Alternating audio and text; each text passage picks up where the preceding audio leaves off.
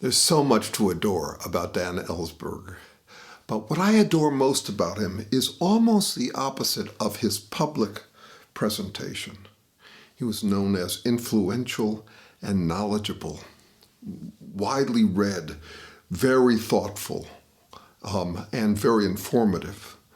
What I loved about him, and I feel very lucky to have gotten to participate in, was his insatiable curiosity. The guy couldn't stop wondering, rethinking things.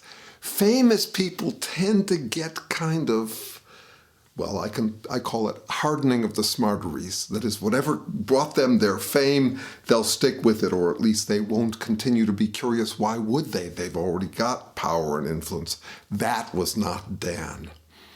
I was lucky to get to have 3 visits with him just towards the end. One day he calls me and says, "Want to go get an ice cream sundae?" He was off of his diet because he didn't have to worry about his heart as much. We had 2 lunches and an ice cream.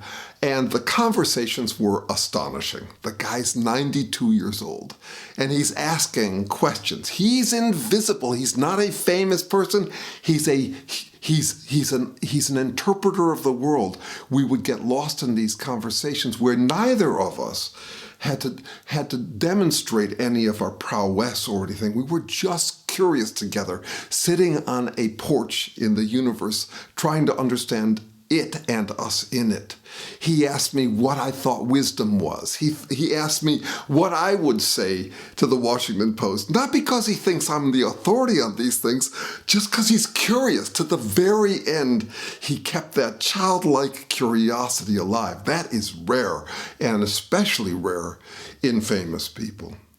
Some of our last conversations, he was writing down the names of books he wanted to read. I mean, he had weeks left.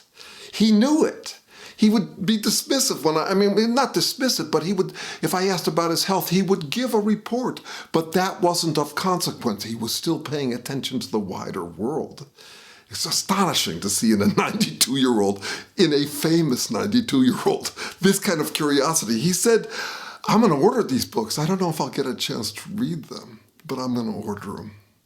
Oh, I'm going to miss that man so much.